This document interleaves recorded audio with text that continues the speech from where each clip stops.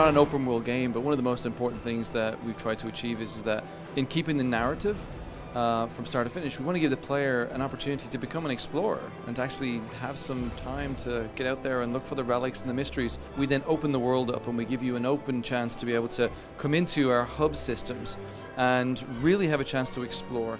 We have gear gating, we have our base camps which allow you to come back in and out of those spaces. And they're some of the biggest spaces we've ever built in a Tomb Raider game. I think one of them alone is probably as big as Tomb Raider Underworld was. Inside of the game, we've sort of crafted a very light RPG system where survival plays a part in your skills, in your XP, and that if you play the game from start to finish without really touching that, you get this immersive experience. When you get the bow, for instance, you can use the bow as standard, but if you grind a little bit and you get some XP, you can actually enhance the bow, get arrow retrieval, be able to fire the bow quicker. So it gives the player an opportunity to be able to feel like I'm participating in her journey and I'm seeing how she's growing and evolving over time.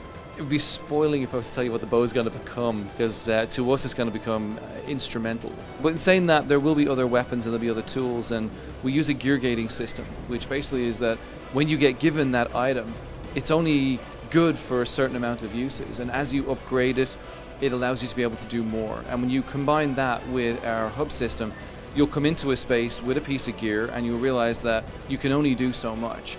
Although you're following the story and the narrative through in that space, you think about doors that you can't get by, and think about places that you can't get to.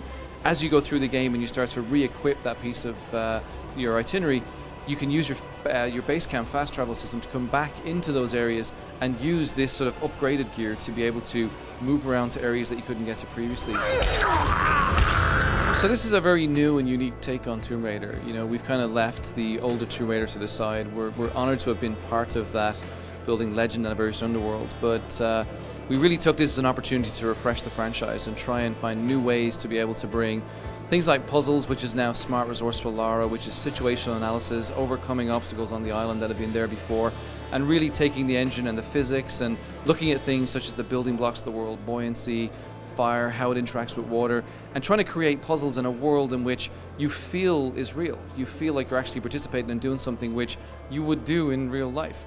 So for us, the first hour of the game has very few, because really we're immersing you into that world, but as you progress through the game, you build up to a point where you now know Lara a little bit more. And when she comes across her first tomb, for instance, it becomes an iconic moment.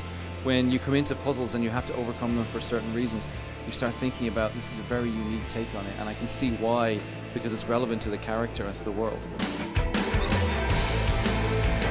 Lara has been around for 15 years and she has a lot of interesting people.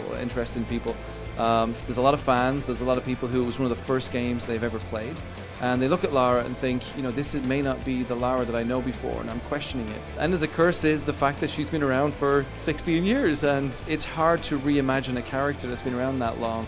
And for everybody to kind of understand the direction we're going in. We're doing what we said we're set out to do, and that's bring a very visceral and emotional experience and touch on things which you don't necessarily see in video games today. Very few do it.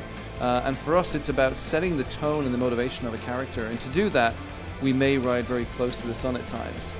And the game is coming out on March 5th, 2013 on Xbox 360, PlayStation 3 and PC.